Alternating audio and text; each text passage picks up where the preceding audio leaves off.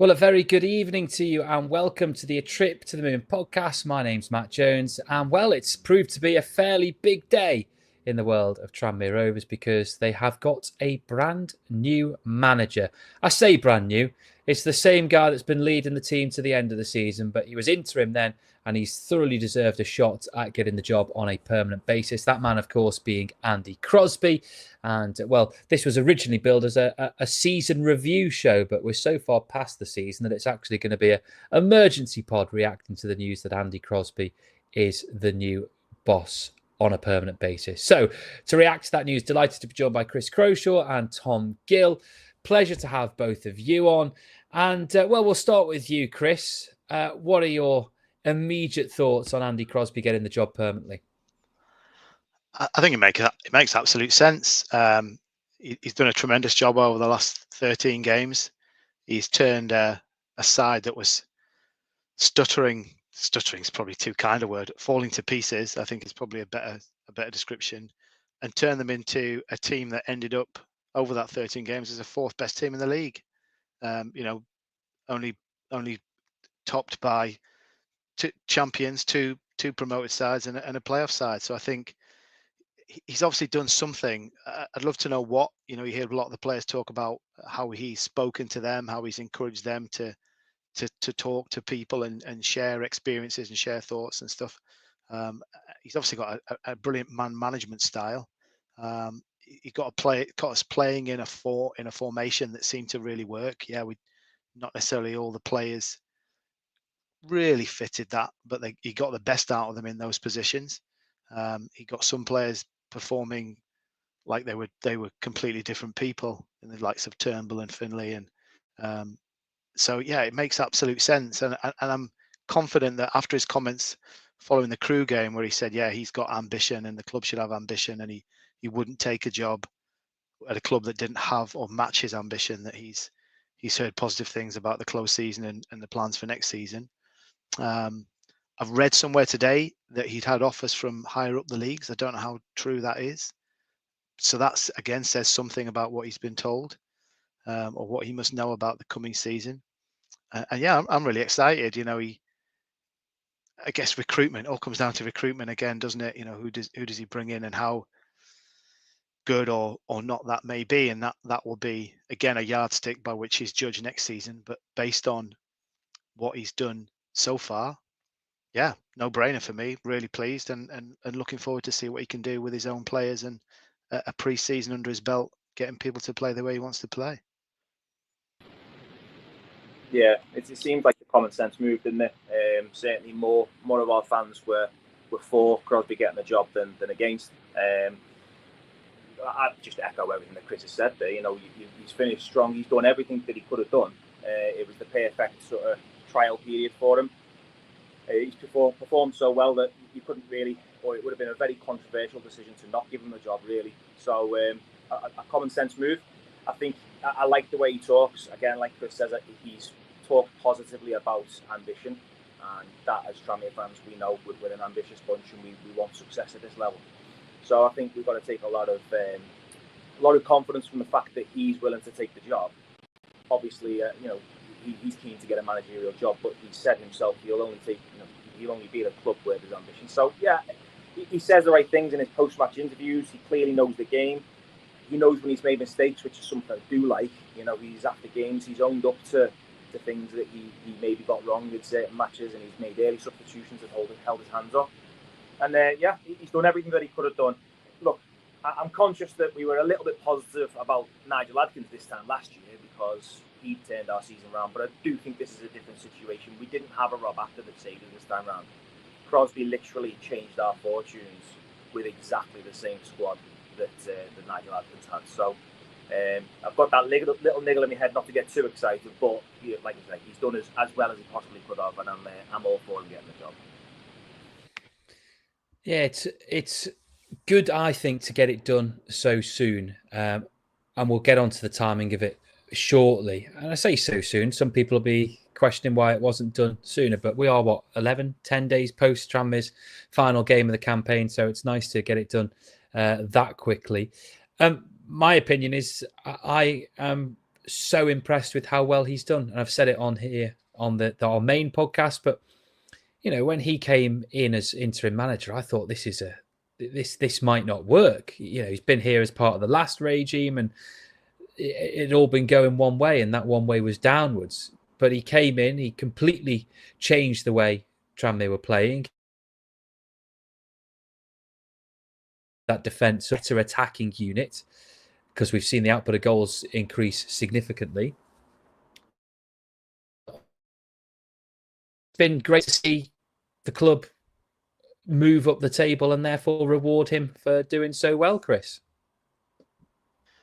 Yeah, I just think he really has made such an impact. I'm struggling to think of a manager in recent times who's made such a significant impact in such a short space of time.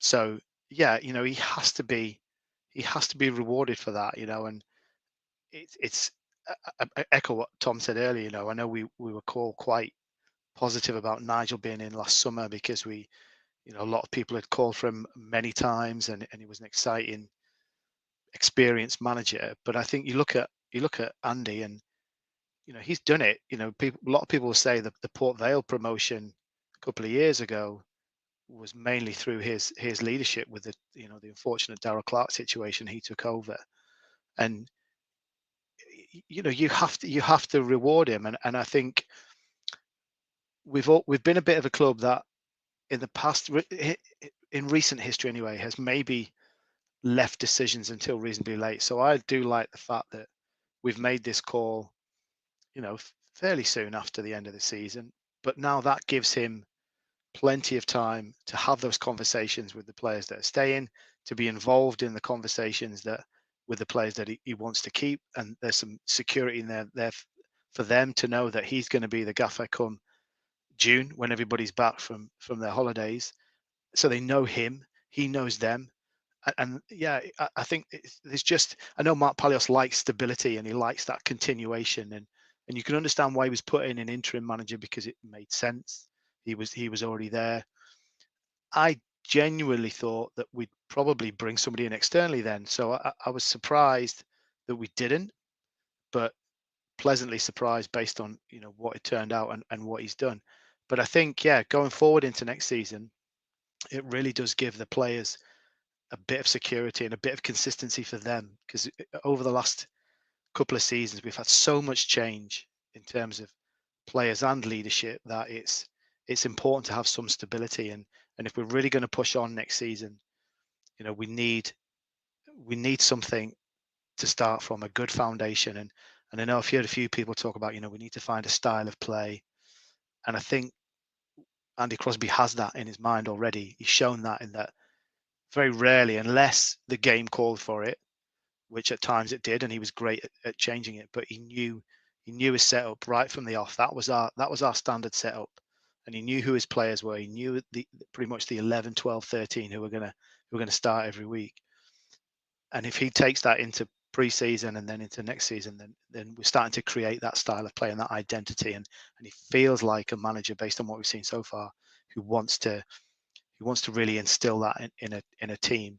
And hopefully now the recruitment is, if I've got this style of play, I go out and I buy the players that fit that, rather than what he's had to do, I guess, towards the end of the season, is fit what he's got into that style of play as best he could. So I think it's huge reward for the brilliant work he's done. And like I said, I can't wait. I'm always excited. I think we're going to win the league every season. So, but I genuinely can't wait now with potential takeover. I'm still convinced it's happened, and I'm looking forward to hearing about it. But having somebody like Andy Crosby in charge, I think, really, really gives us something to look forward to. We've just lost Tom for the time being. Hopefully he'll come back in at some point. Obviously, gremlins in his internet system. There's a few questions coming through on the side panel, which we'll get to over the course of the next whatever long it is, however long we do on this show. But I wanted to ask you, Chris, how surprised or otherwise you were at how Crosby managed to turn Tranmere around. Because when he came in as manager, they were a team who I think a lot of people, a significant portion of the fans, will have thought was heading to relegation. Yes, they were still 2 points above the drop zone, but they were 10 without a win. They'd lost 7 of those. They'd gone 10 successive away defeats in a row. Everything was pointing the wrong way. And he came in, and I remember myself and a number of other people saying, when Tranmere have gone for the interim as someone who'd previously been part of the coaching staff, it hasn't necessarily worked. John McMahon in 2013-14 as an example, or Kevin Sheedy and Ray Mathias in 2001. It doesn't always work in Tranmere's favour, but what he's done is turn them around. He's given them more confidence. He's found a style of play. I think the thing that I was most impressed with was the willingness or the lack of fear, perhaps I should say, of taking the big names out of the firing line if he thought they weren't suiting A, his system, or B, though their form wasn't good enough. So they went out of the team, and we saw Christian Dennis come in and play as well as he has done in a Tranmere shirt. Josh Hawkes was obviously recalled, and I think there are a number of other players who I would suggest have played their best football in a Tranmere shirt under him. Regan Hendry would be very close to the top of that list. Obviously, a smaller sample size for Cameron Norman, but Norman's form was significantly better under Crosby than it was under Nigel Adkins. So were you as surprised as I was by how well he turned that ship around? Absolutely. I remember, I can't remember which game it was. I think it might have been the Cheltenham game, one of the few home games I got to this season. I was sat in the Kop, and the guys who sit behind me, we were chatting, and we were all saying, how is this possible? It's essentially, the same squad of players. We were playing a reasonably similar formation, but what's changed? How is something so simple as, and we were wondering, is it just because that one man is no longer there? Taking that person out of the situation, has that been the real driver of change? Has it allowed Andy Crosby then to kind of really connect more with the players? I don't know, but yeah, I was hugely surprised. As I said earlier, I kind of thought, okay, we've been down this road before where we've sacked a manager and the coach has come in and it hasn't worked. This is why I thought, okay, we'll probably go, particularly with the takeover on the horizon, we'll probably go for a new outside manager to come in before the end of the season. Hopefully keep us up, but knowing that we'll have somebody in place for next season. So seeing the change he made was just incredible, and you could see it from the very first game. That Port Vale game, I think, was his first game in charge. The big thing you could see was there was a different desire about the team. There was a different willingness to run hard, to work hard, and that was hugely evident across all of those 13 games. And we know as supporters that the least we expect from our players is that they work hard. They put 100% effort in. But we know that hasn't been the case on many occasions this season. But from that first Port Vale game, you could see that was different. That had changed. So again, what's he said? What's he done? I don't know. There was a confidence in players. Like Christian Dennis. I really rate Christian Dennis. I think he's a hugely intelligent footballer. I think he's been our biggest goal threat since he started, and that's given him that confidence. I think he was willing to play players in positions that was more suited. Regan Hendry playing further forward, bringing the likes of Josh Hawkes back in, which we all know was a bit of a no-brainer. And he's just done something. Leo Connor, I think he's probably been one of our most consistent players for a number of years. But again, even he at times just had it notched a gear up or two.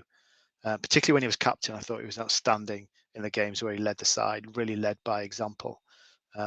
So it was a huge surprise to see the turnaround when, like I say, not a huge amount had changed, but absolutely incredible to see. And again, this is the reason why it makes absolute sense that he's got to be given a crack at it.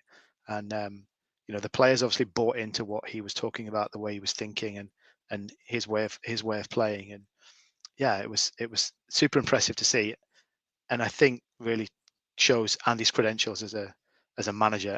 And he's talked about how he wants to manage again. He likes managing. He enjoys that. And he's shown he's definitely got the credentials for it.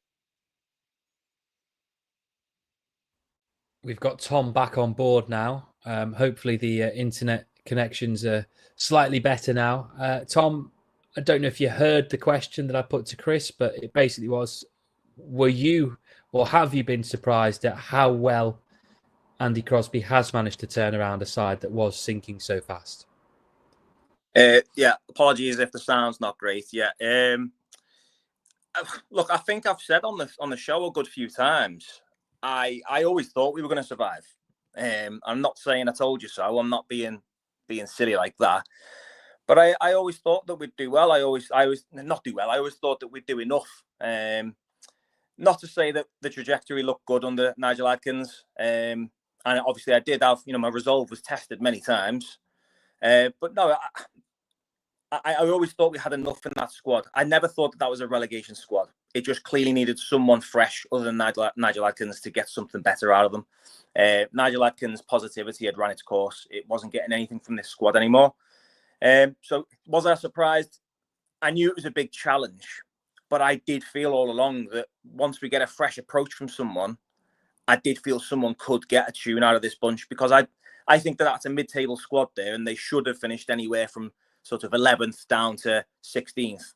As it is, we wasted so much time with Nigel Adkins that we finished nowhere near that. But so it's a bit of a double-edged answer.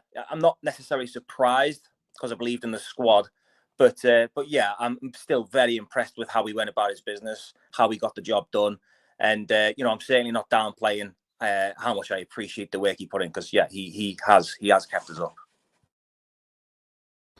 And it's going to be interesting to see what he does going forward now, because obviously he's already started shaping the squad for next season, because the release and retain list was announced last week and we know which players he wants to keep.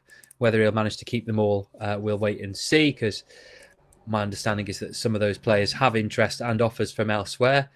Tom, God knows what's going on with your camera today, Tom. And also he's got a decision to make with his backroom staff, and that's something we'll get onto. Russell Higgins with the message here. Who do you think will be his assistant? Will it be Parky? But a question to both of you. Chris, you can come on on with this first. What do you think Andy Crosby... And look, the obvious answer is staying up. But within all of this, what was his biggest success? What did he do that was his greatest success to ensure Tranmere stayed up? For me, it was instilling something in the players. The players had lost something again. I don't know what that is, but they'd lost something under Nigel Adkins. Whether it was just a case of, he thrives on his positivity, and whether people were just like, do you know what, that only gets you so far, and we don't know what else to do now, and maybe he didn't know what else to do. And I understand that was, again, I don't know how true this is, but I understand that was some of the conversation that when it came to that Accrington game, it was like, I can't do this anymore. And Andy's done something to just instill a belief in those players. That, again, I agree with Tom that at the start of the season, I know not everybody was pleased with the squad, but I thought this was a decent squad. I would have hoped a playoff pushing squad. So I didn't think it was full of as many bad players as some people think. And he's managed to instill a belief in those players that, yeah, do you know what, they are better than they've been performing. I think he's brought out an honesty in the players. It feels like, and it sounds like, again, when you hear some of the post-match conversations, that they've had some really honest conversations, not just with him, but with each other within the squad, to really understand where they were in terms of their performances, in terms of what they were capable of, what they should have and could have achieved. And it's just that belief. We all know that professional sport is a lot about mindset. Professional sport is a lot about in the head.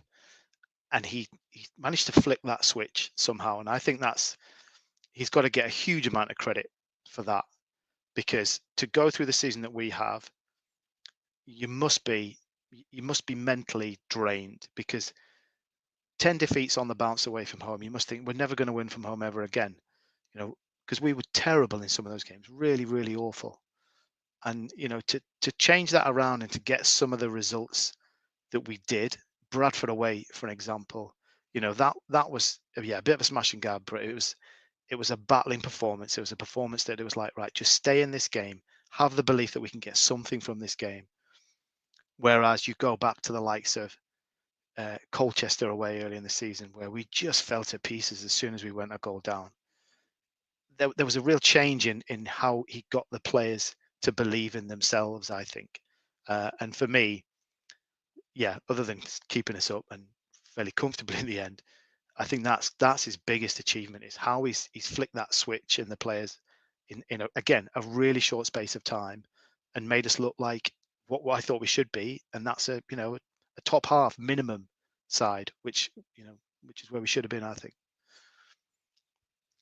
Yeah, definitely confidence into the players. Look, man management is a very key skill, and obviously I haven't worked with him, but he clearly has a very, very good level of understanding with his players. His communication with his players is good. He understands. He's managed to get the best out of the same squad that Nigel couldn't. So I think his man management and putting confidence, exactly as Chris has said, that's been massive. But one thing tactically that I like, not necessarily formation wise, but I like that he hasn't just set us up to cope with the opposition.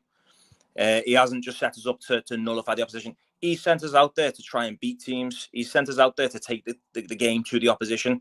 And whatever the result is at Prenton Park, I can guarantee you, every fan who's going there, they want to go and watch a Tranmere that's trying to win the game. And it felt like under Nigel, we were doing anything we could do to avoid defeat and anything we could do to stop the opposition from winning, rather than Tranmere going out there and sticking it on them, starting to throw haymakers at the opposition and have a go. There's not a chance that nobody would have thought that we'd have pulled back a 3-goal deficit against Accrington Stanley under Nigel. That simply wouldn't have happened under Nigel. And I'm not slating the man, but under Nigel, we couldn't even pull back a 1-goal deficit. If as soon as we went a goal down under Nigel, we looked defeated. Crosby's been able to get that confidence into the team, get them used to playing on the front foot. Not every game's been perfect. He hasn't got it right every time, but he's got the players in mindset. We're playing for Tranmere. We're going to set the standard. We're going to play on the front foot. So yeah, it's difficult to put your finger on exactly how he's gone about it, but he's done a great job doing it. He certainly has. Ironic that I put a message on the screen there that came through from Andy saying great communication, and at the same time my internet decided to stop me being able to communicate with you.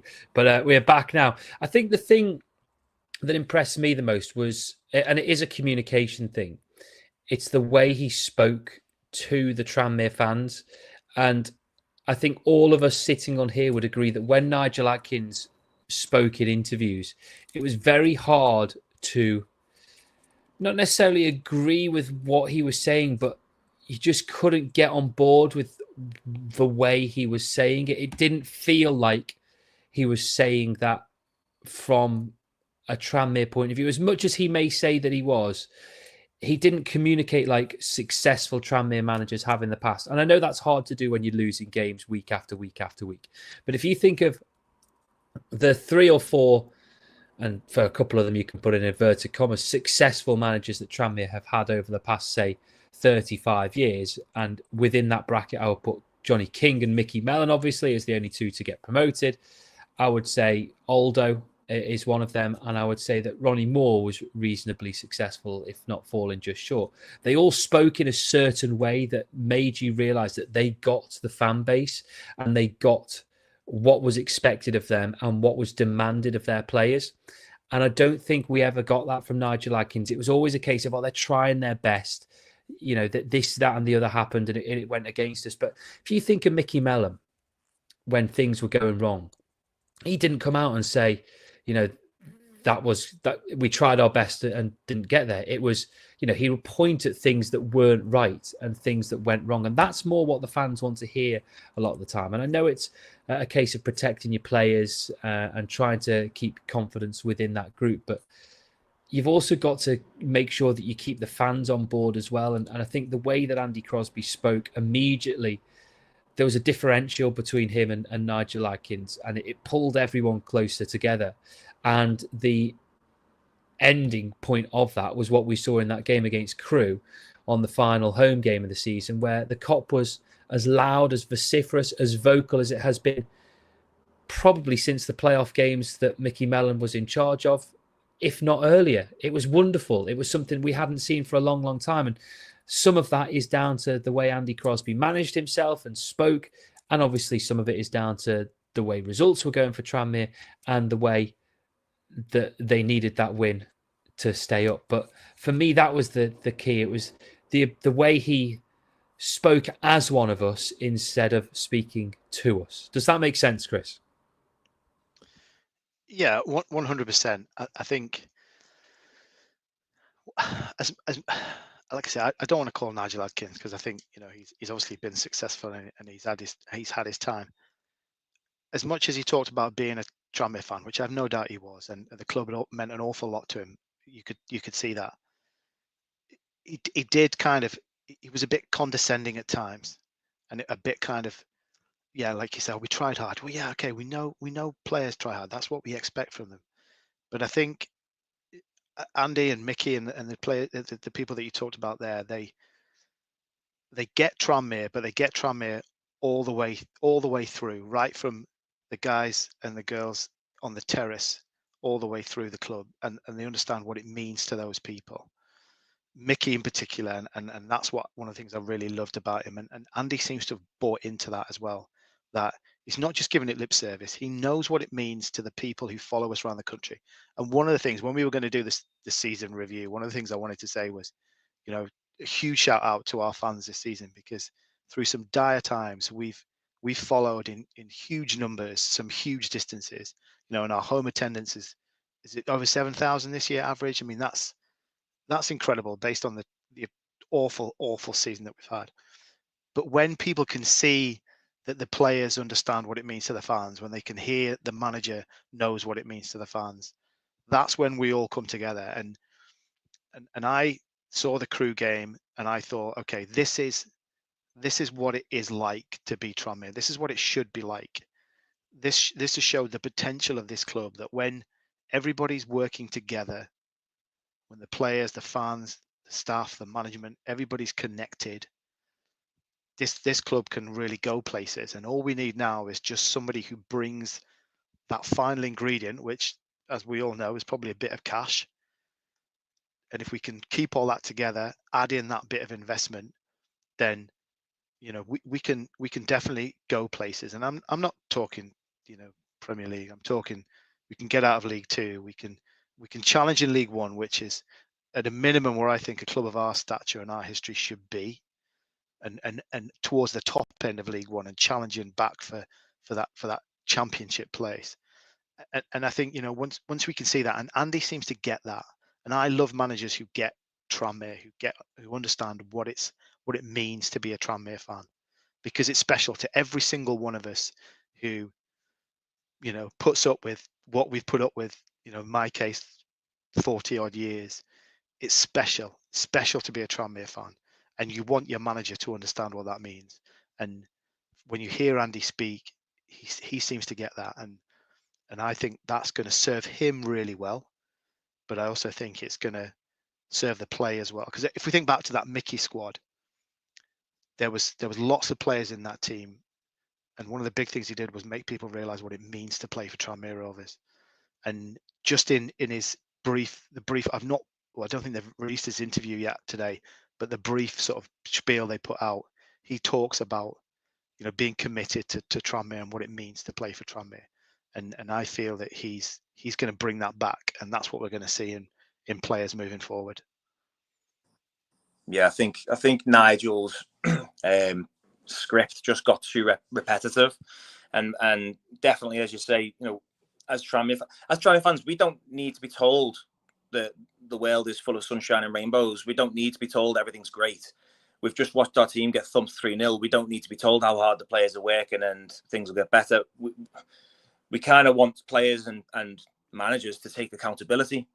And we've already mentioned how Crosby did do that. After some games, he'd say, well, I got that wrong. Nigel would just it was blind positivity. And I think as an appointment, when Nigel was brought in, I think it was a good appointment at that point, because we had to recover from the indoors period, and a bit of positivity was going to be enough really to give us a bit of a lift.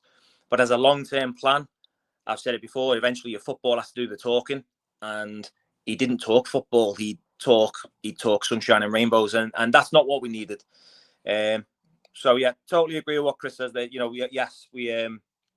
we as fans, we want the manager to talk about the club in a passionate way, not just blind positivity. We want to hear genuine passion, and that's what it feels like Crosby brings. He's very keen to succeed, but he's very proud to be representing Tranmere, and that's music to our ears.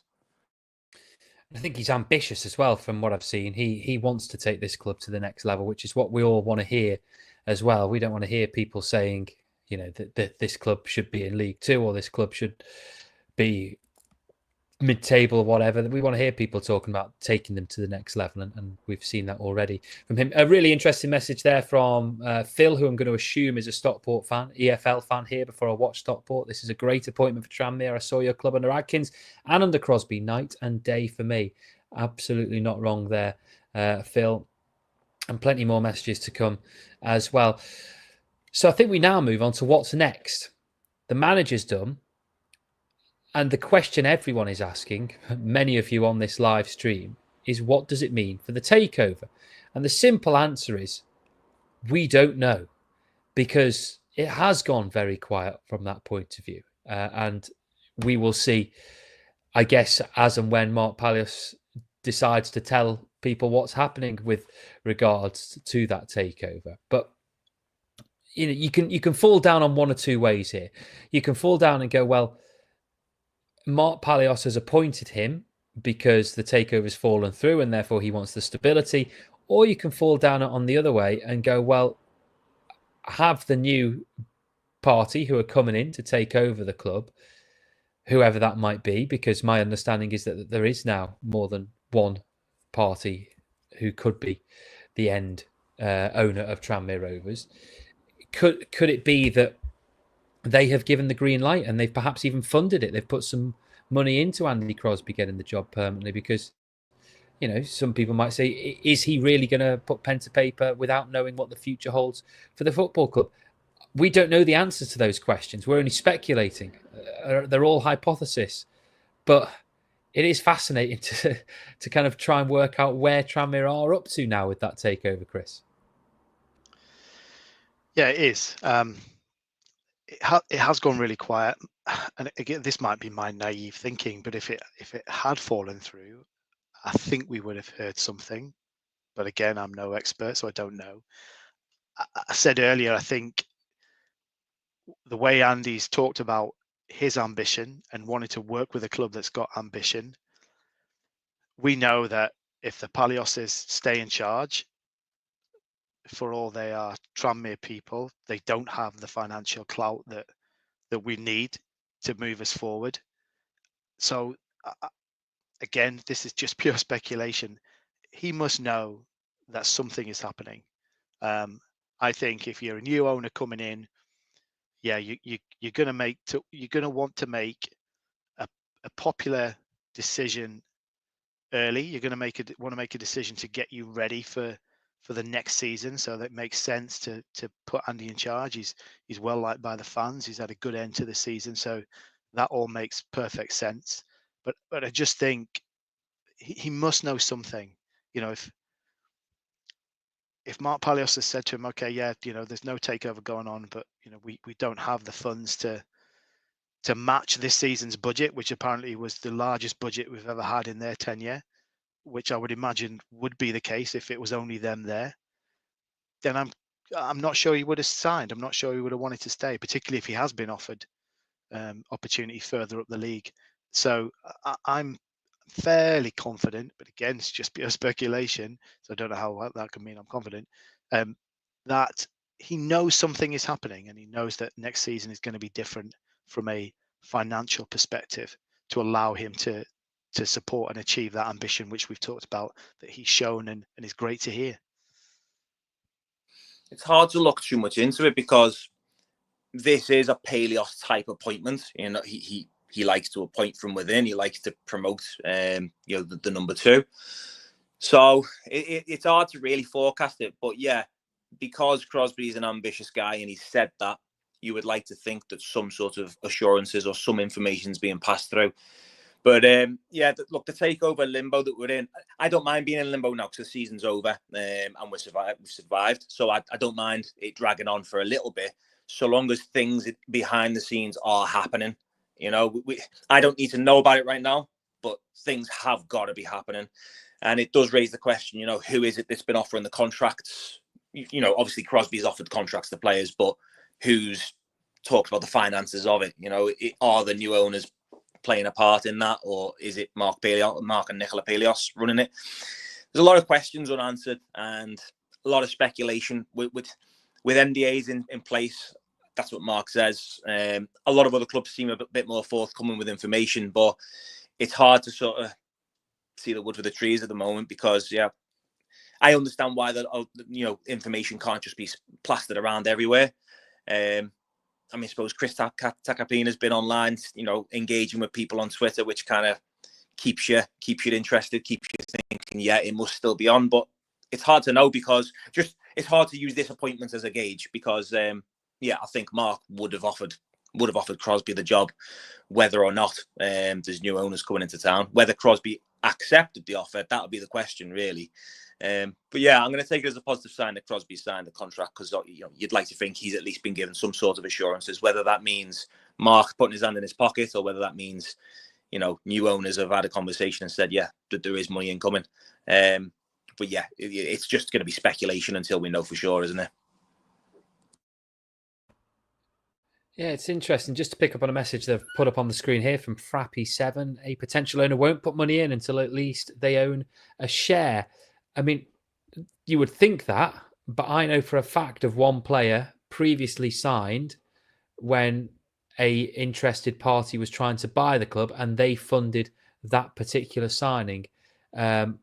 This is pre-Palios, so things may well have changed in the 10 years since. But I know for a fact that there was one player who Tranmere signed with funding from a potential owner back in the Peter Johnson days. So it does happen. It can happen. And I guess it needs to be sorted reasonably soon, that takeover, because you're looking at budgets and you're looking at what actually can you afford to sign going into the new season. What money is there available? What do you have for wages? Do you have anything for transfer fees and all that kind of stuff? And I'm so glad that this has been sorted. The manager, I think that was a big priority, but there is still a lot that needs to be done behind the scenes before Tranmere can go into the new season. I think with some kind of stability. Yeah, because we all know that, you know, the players that we've got under contract. I think you talked about on the last pod, Matt, that, you know, we need at least another probably 8 or 9 players to have a decent sized squad. So we know that we're going to have to go out there and buy some or acquire players, whether that's the right phrase. I don't want to say that we're going to buy them, but yeah, we again, I think this for me, and again, I might be jumping way ahead, but I think this has got to be another reason why Andy's agreed to sign, because he must know something in my mind to understand that, because he'll know surely already what sort of players he wants. He's probably got a short list of players that he wants to look at for next season. So he'll need to know, okay, are these players out of my league? You know, what's my B list of players that I want to look at, and what's my C list of players? I'm sure that's already in place. So, you know, we need to know, you know, hopefully that there's something's going to happen. I've heard rumors that there's Friday is the day, but that's, again, this is just social media. So we don't know, but yeah, if we want to move forward as a club, we know that we need somebody different at the helm, somebody who can provide that sort of budget that's going to kick us up the league to start off with, and hopefully get us battling near the top. Yeah, something's got to happen soon. After the playoffs are finished, that's you know, things are going to go crazy. You know, all right, there might not be loads of announcements, but that's when the conversations are going to be had with players who are out of contract and, you know, at other clubs. We need to be ready to strike. We need to have everything ready. So, like I said, when I say I don't need to know now what's going on with the takeover, so long as something's happening. And the reason I say that is because so long as conversations are happening behind the scenes, that's great. But if things aren't done come the end of this month, we're going to be behind the curve. We're going to be behind everyone else. We're going to be playing catch up. Everyone gets the head start on us. So yeah, we've got to make sure that whatever it is that's happening happens before in my head, before the end of the month. But it concerns me that the comment that you've read out there, if the prospective new owners aren't going to put their hand in their pocket until they've got a share. Well, I understand the comment and I kind of agree with the comment, but it does concern me because the longer this drags on, if the new owners don't put their hands in the pocket, we are going to miss out on signings, and we are going to find ourselves working our way down that list of priority signings. We'll have priority 1, 2, and 3. I don't want to be settling for priority 18, 19, 20. It's we really either need an announcement soon, or we do need those prospective owners to be dipping their hands in the pockets. Because Mark said end of Q1. Well, we're already 6 weeks past that now. We can't really wait much longer. Otherwise, it's going to be another summer of the Paleos regime, which did not serve us so well last year. Obviously, I said before, I don't think the squad was that bad last year, but certainly it wasn't enough of a squad. So we need things in place very quickly.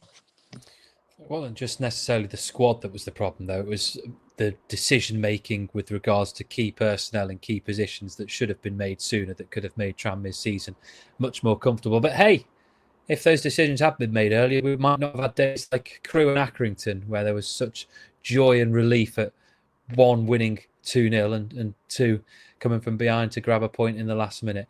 The question's been asked then, who's going to be his assistant? Because we know that Neil Dans has left the club. He's gone to join Southport as their manager after a couple of years as part of Tranmere's backroom staff. And good luck to Neil Dans in his new role. I hope he's a success over at Hague Avenue. But it does potentially leave a gap for someone to come in and become the new assistant manager. Now, I say potentially because it's not always been the case that Tranmere have had a manager, 2 coaches, and a goalkeeping coach. The situation they have now is they've got Crosby, they've got Parkinson, and they've got, of course, Joe Murphy. And that's similar to what it's usually been under a manager. It's often been, say, Ronnie Moore would have John Brecken or Peter Shirtliff. Mickey Mellon had Mike Jackson. And you may remember he had Sean Garnett for a period, but then Sean Garnett was moved on.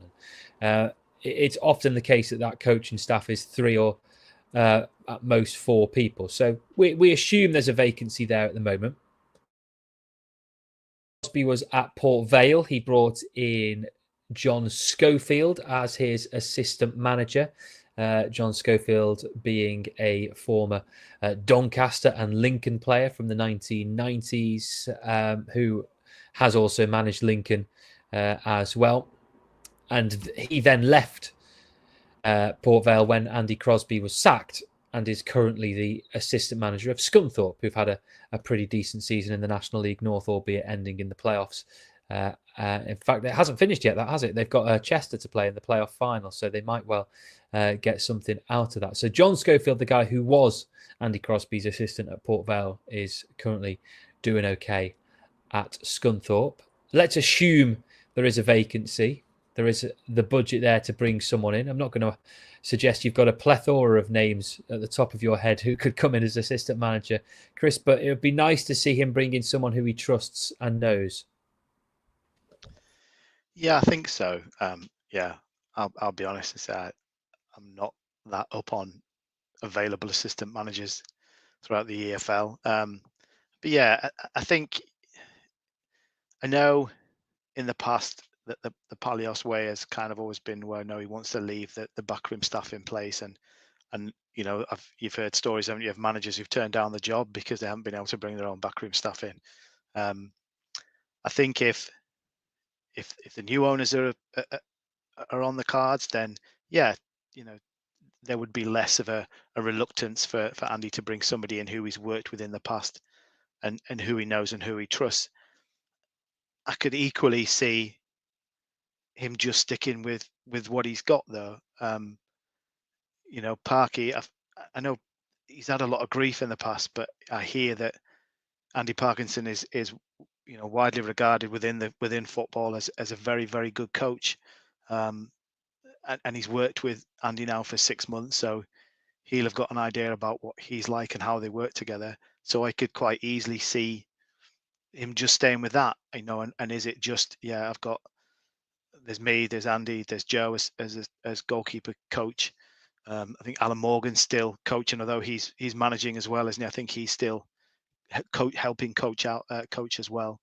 But yeah, it would be interesting for somebody new to come in, because I think it's a fresh set of eyes, a new set of ideas, and kind of doesn't give us a complete clean slate at the manager level and assistant manager level, but just gives us something a bit different. Like I say, he was really successful at Port Vale in that season that they went up, and if that worked with Schofield, then yeah, you could maybe see, particularly if Scunthorpe didn't go up, this is an opportunity for him to step into that position as well. So I could quite easily see it going either way, as to what he decides moving forward. I think the key is that it's a manager and assistant. It's a team, and it's a partnership. And what one manager, what credentials and what attributes a manager has, you may need different attributes in your assistant. So I don't think there's a one size fits all. I don't think you'll have such thing as an assistant who will fit at every single club. Andy Crosby will have, in my mind, Andy Crosby should be given free rein to bring whoever suits his style. What's his niche? Ronnie, for example, we know that he was an old school manager. He wasn't heavily training ground based. He was more, he did the data, the match day stuff. He didn't necessarily run the training sessions all that much, but then you'll have other managers who might be massive on the training ground, and therefore you need a different type of support, a different type of assistant to give you different type of support at different times in different scenarios. So yeah, it's I think it should be down to him. It may well be, if it's a Mark Palios decision, it may well be we do it from within. And if that's the case, do we see Parky stepping into an assistant manager role? I don't know. One thing I'll say on Parky is I find it incredibly disrespectful the way people speak about Andy Parkinson. They completely disrespect his name and what he stands for and what he's done for this club. He's the reason for one of the reasons for our second most successful period. Johnny King's period being the most successful. Well, the next most successful took us to Wembley in a major cup final, and Andy Parkinson was the reason for it. And his name deserves more respect than what a lot of our fans put on it. So for his benefit, I'd like him to not get it, because I hate the way our fans get about it. I'd like him to just stay as a sort of, a coach at some level. But yeah, who comes in? I think it should be Crosby's call. Whether that will be the way it is, I don't know, but I think it should be his decision. The thing with Parky is he's been part of a backroom staff now for 4 or 5 years of a team that hasn't done that well, and people are therefore kind of associate him with the failure. But he is someone who will work a lot with the strikers. Let's look at the strikers he's been working with. It's, there's been some very bad strikers at Tranmere over the last 4 or 5 years. Some of the worst that I've ever seen, if not the worst I've ever seen, pull on a Tranmere shirt, and you can only polish them so much. And I think it's also fair to say that we don't know how much influence the coaches, him and Dan's and Crosby, were allowed to have under Nigel Adkins beforehand, because results post Adkins' departure and the way the players have talked about training and fitness and intensity would suggest that the coaches have been allowed a lot more of a say on things since Nigel Adkins left. So I think it's easy to tar everyone with the same brush when you're just looking at at the results, as opposed to actually, was there one person who was the fault for all of that? And he is, as you say, he's very well respected. We'll wrap up in a moment or two. I've been asked several times by a couple of media outlets. I did an interview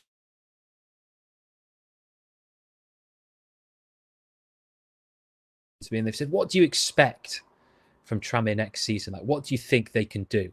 And my answer has been, I haven't got a clue, because I don't know who the manager is, I don't know who the owner is, I don't know who the budget or what the budget is going to be.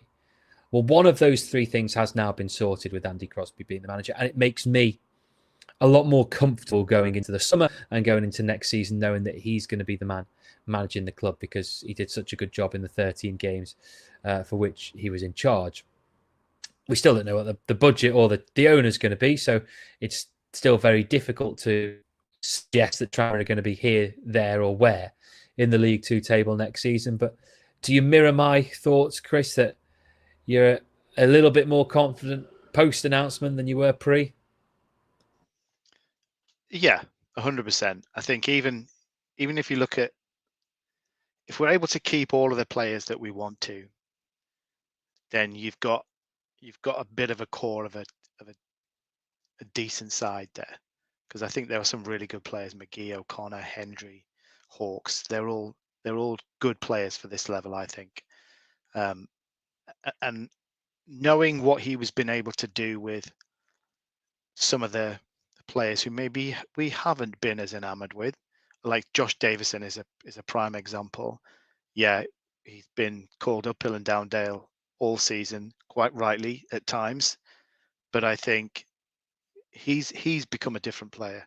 Like when he came on against Newport, that wasn't the Josh Davison I've seen for the vast majority of this season. So he's able to get more out of certain players. And I'm not saying he's going to turn Harvey Saunders into prime Ronaldo or anything like that, but he's got that ability to do something which changes their mentality about who they are and what they're about. So yeah, just purely having him in charge of whatever group of players we end up with fills me with confidence to think, yeah, okay, we will not be in the position that we are in or have been in this season. Depending on who that group of players are, yes, we could be challenging for promotion, for playoffs, or we could end up bang average in the middle of the table. And that will depend on the quality of signings that we make, I think, to an extent. But he's able to kind of get something else from them. So yeah, so I'm definitely more confident knowing that he's going to be in charge next season than I was before we had the announcement, and not knowing who could that be. The danger was, I think we all were worried that if there is this American takeover, that we get the Hollywood manager, which yeah, at our level, it's the worst thing you could ever wish for, I think. Yeah, I think if, again, like you say, Chris, if we keep those players under contract who we hope, if the players sign contracts that we've offered contracts to, if we can keep together that squad that we hope we're able to keep together, then straight away you've got the core of a capable squad. Not a great squad, not wonderful, but that should be enough to say, right, you are an established, solid enough team. So that sort of says that means from 18th in the league upwards. I don't think we'll be looking bottom six. I don't think that's the bracket we'll be looking at if we keep those core players in. And yet, having Crosby in charge does fill me with confidence because, I feel he's got the adaptability in a game. He's got the honesty after the game to be able to make changes when needed. So, yeah, I think we're looking sort of from 18th upwards. And then I think beyond that, it's going to be who do we bring in? Do we bring in bang average, in which case we're looking around that 12th to 18th sort of bracket? Do we bring in anyone who's above average? And I'm going to say it, look, in League Two, if you bring someone in who's a slightly above average, then you're in contention for the playoffs. It's not that strong a division. So if we're able to bring in some above average players to pepper into those players that we hope we keep together, then we're looking top half. And then, yeah, if the owners are ambitious and we can bring in 4 or 5 key signings, then, yeah, you're looking at aiming for top 3. Why not? So, yeah, it's a very broad spectrum. I've given you the most cowardly answer ever by saying somewhere from 1st to 18th. But I certainly don't think we're looking at a season like what we've just had. I think this squad we've got this season enormously underperformed, criminally underperformed under Nigel Adkins. We were being blindly led. At any point from the end of November to the day that Nigel left. Nigel could have left at any point, and we didn't. We kept dragging it on. This squad never should have finished where we did this season. But next season, yeah, I think we're looking at least mid-table, and then based on what signs we make, you're looking, sky's the limit really in this division because, like I say, bring in a few decent players, anything's possible. Just glad to hear that you're predicting Tranmere are going to finish above 18th place, Tom. That is a really bold prediction that you've made there. Let's wrap it up there for this evening. Pleasure to thanks for giving up so much of your Wednesday evening. Thanks to all of you who joined and tuned in as well. Please do give a like and a follow to our YouTube page. You can do that for free and you'll get access to all our other shows or all our other bits that we put on there as well. And if you're not a member of the podcast, please do sign up. Just go to our Patreon page. It's £3 a month. You can listen through the Patreon app or you can listen through Spotify and you'll get access to all our shows, including our feature interviews and our weekly news shows as well. We did record a news show for tomorrow, which was basically talking about Neil Dan's leaving and there not being any news in terms of a manager or a chairman yet. Now, obviously, half of that show is now basically out of date. It's still going to come out at 7:30 tomorrow morning because there's still some stuff in it which is very relevant, like regards to the ownership and like with regards to Neil Dan's. And then later on tomorrow morning, there'll be another show with further reaction to the announcement that Andy Crosby is going to be the permanent manager. So there'll be 2 shows out on the podcast feed tomorrow. Just sign up for £3 a month and you can get access to that. Thanks to all of you for listening. Let's hope that there's some more news and another live show to come in the near future.